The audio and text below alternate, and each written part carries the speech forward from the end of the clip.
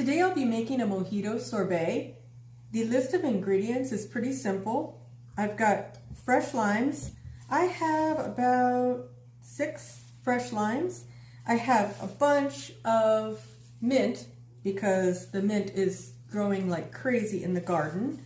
You can easily get that from the grocery store if you need to. Limes these days are pretty expensive, so hopefully you can find somebody with a tree. And I've grated a little bit of the lime zest. I have a little bit of rum, but I don't really know if it's going to make a difference in the flavor.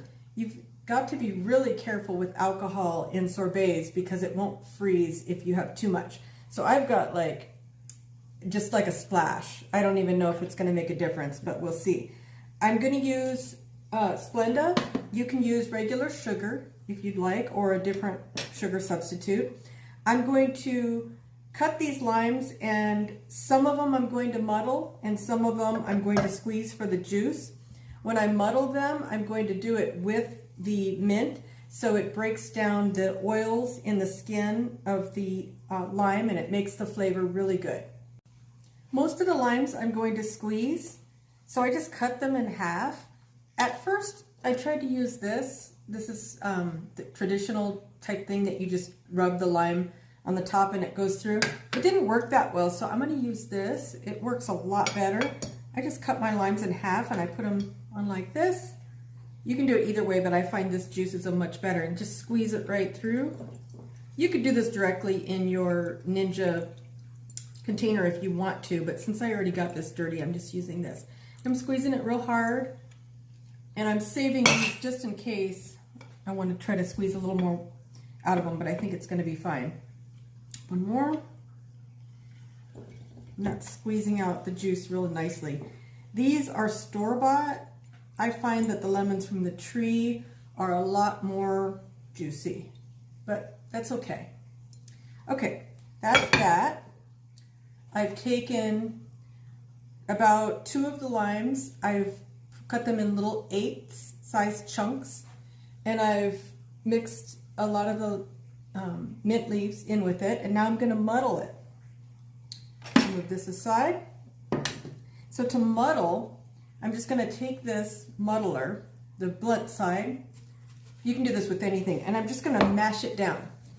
Basically what I'm doing is getting the oils of the skin off the lime, and I'm also juicing the lime. So you're going to see juice come out. You're going to feel juice coming out of the little bits, and you're going to smell the mint as well. It's kind of like breaking down the fibers of the cell walls of the mint, and it smells really delicious. It makes me want a mojito, but I think I'll skip that and just wait for the sorbet tomorrow. So I'm just going to push this down. It might take a while. I'm not going to do the whole thing in front of you, but then you're going to just pour out the juices that come from this into my container, and then you're going to add your sugar. Now that I've muddled my limes, I'm just going to pour the juice into my my actual lime juice from the juiced limes. As you can see, a lime fell in. That's okay. I can just get that out. If a little bit of the mint falls in, that's totally fine. But I'm trying to just get the juice out. And, you know, I could use a strainer if I wanted to. Probably might be a good idea, but I've pretty much got all the juice out. So I'm going to dig the lime out and put it back in here. Make sure I don't get any of the juice. I'm going to add some water to this because just like lemonade, you don't want it straight lime. It's going to be too rich. So I'm adding about a cup of water. I'm going to add more mint.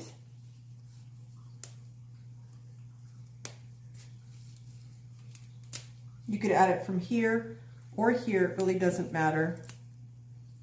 It's going to be ground up. And then I'm going to add my sugar. And then I'll taste. I'm adding quite a bit of sugar. I'd say it's about a cup. I might add more after I taste it. I'm going to add a little bit of the rum, is just a splash. And then I'm going to mix this up in the bullet and then taste. I ran this through the bullet and it frothed up pretty nicely. There's still bits of lime in there, which is totally fine. Of course, remember that when I blend this, it's gonna mix up the lime pieces as well, so I don't have to get it perfectly smooth. I tasted it, it tastes really good. I'm gonna add a little bit of sugar and then I'm gonna put it in my CREAMi. And I'm not gonna make a full batch. It's probably gonna fill it up maybe halfway, which is totally fine. After running it through my bullet, I transferred it to my CREAMi container. I decided to add a few other things. I added my lime zest. I decided to add a little bit of ginger just to give it a little pop. Sometimes mixed drinks have different flavors in them that really enhance them. And I'm a little bit worried that it's not going to set up well as a sorbet because it has a lot of water in it and no fat. So I put a little bit of gelatin in there. It's not going to change the flavor at all, but it's going to help it set up. So I'm going to freeze this for 24 hours and we'll see how it spins tomorrow on the sorbet setting. I froze this 24 hours and now it's time to spin it. As you can see, it looks pretty good, but it does have a lump that happens very often.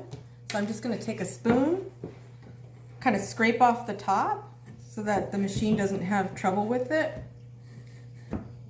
I'm not sure why this happens, but it happens a lot. So you just kind of have to even it out a little bit. And then I'll spin it. After I remove the lump in the top, I'm going to spin it on sorbet cycle. I'm going to do full, even though it's not quite full, it's a little more than half. So I'm going to do full setting and turn it to sorbet and press start. After the first spin, it's bally, which is totally normal. I'm just going to take my spoon, go around the edge, kind of get all the anything icy off the sides. And I'm going to put this back in for a respin. As you can see, it looks pretty good. Looks like sorbet, so now I'm ready to scoop it. And it's got a nice texture. A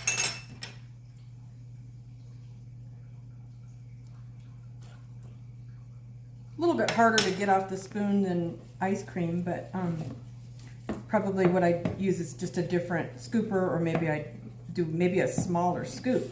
That might be easier. Trying to make this pretty, and sometimes it's hard when you're getting it off the spoon, but it still looks good. It's just not quite formed in balls as much as some of the ice creams. So here's what it looks like. Looks really good. Let me tilt this a little bit so you can see it better. As far as garnish, I put a regular lime on there. Probably what would be better would be a dehydrated lime, but I forgot to do that. And if you have a dehydrator, it's kind of fun to take citrus fruits and just dehydrate them overnight, and they're a nice garnish for your drinks. The other thing is, if people like their sorbet a little bit sweeter, you can take simple syrup and just pour it over the top. But I'm going to taste this first and see how I like it. I tend to like things a little more tart. It's really good. I would probably add a little bit of sugar, so I'm going to go ahead and pour that over the top. It kind of looks pretty when you pour it. I'll show you. After I poured it, it kind of glistens, and it melts right into the ice cream. And now I'll take a second bite. That's better. It's delicious. It's sweet and tart at the same time. It's really refreshing. It has almost no calories. Basically, the calories I put in there is just from the, that's regular simple syrup, so it has regular sugar in it. You could do any other toppings to this as well. The other thing you could do is serve this with a regular ice cream, like maybe a vanilla, so you'd have a little bit of tart, light sorbet, and then you'd have a little bit of rich vanilla ice cream. So I think this was a pretty good success, and it held together pretty nicely.